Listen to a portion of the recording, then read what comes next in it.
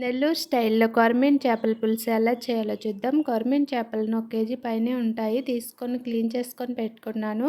1 KG చేపలకు పిడికెడు చింతపండు వేసుకొని క్లీన్ చేసుకొని నానబెట్టుకోవాలి. ఎక్కువ టైం లేనప్పుడు వేడి నీళ్ళు పోసుకొని నానబెట్టుకుంటే చింతపండు అనేది తొందరగా నానుతుంది. చేపల పులుసు కోసం 2 ఉల్లిపాయలు, 2 టమాటాలు తీసుకోవాలి. అవి కట్ చేసి పెట్టుకున్నాను.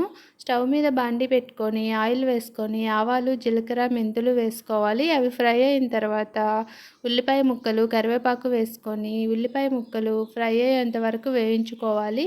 ఉల్లిపాయలు ఫ్రై అయిన తర్వాత ముందుగా కట్ చేసి పెట్టుకున్న టమాటా ముక్కలు వేసి అవి కూడా మగ్గేంత వరకు వేయించుకోవాలి. టమాటా ముక్కలు బాగా మగ్గిన తర్వాత అందులో రుచికి సరిపడా ఉప్పు, పసుపు, కారం వేసుకోవాలి.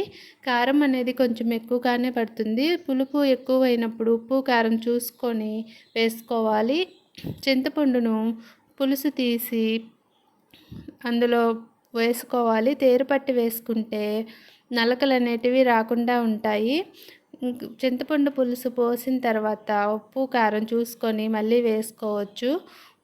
చింతపండు పులుసు ఉడికిన తర్వాత ముందుగా క్లీన్ చేసి పెట్టుకున్న చేప ముక్కలు వేసుకొని 15-20 నిమిషాల పాటు ఉడికించుకోవాలి. చేపల పులుసు ఉడికేలోగా అందులో వేసే మెంతి, ఆవ పొడి అయితే తయారు చేసుకోవాలి. మెంతుల పౌడర్ అయితే 2 టీ స్పూన్ల మెంతులు వేసుకొని వేయించుకోవాలి. అవి కొంచెం ఫ్రై అయిన తర్వాత అందులో ఆవాలు 1 టీ స్పూన్ వేసుకొని ఫ్రై చేసుకొని పక్కన పెట్టుకోవాలి. అవి చల్లారిన తర్వాత మెత్తగా గ్రైండ్ చేసుకొని పొడి చేసుకొని పక్కన పెట్టుకోవాలి.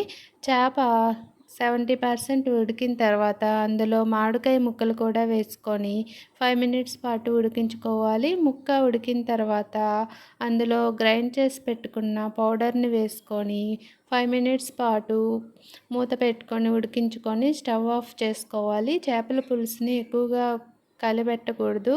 ఇంకా ఉడికిన తర్వాత స్టవ్ ఆఫ్ చేసుకొని కొత్తిమీర వేసుకుంటే చేపల పులుసు అయితే తయారవుతుంది. నేనైతే కొత్తిమీర వేయలేదు. ఈ స్టైల్లో చేపల పులుసు చేశారంటే టేస్ట్ చాలా బాగుంటుంది. ఈ వీడియో నచ్చితే ప్లీజ్ సబ్స్క్రైబ్ చేసుకోండి, లైక్ చేయండి. మీకు చేపల పులుసు అంటే ఇష్టమో లేదో కామెంట్ చేసేయండి. Thanks for watching.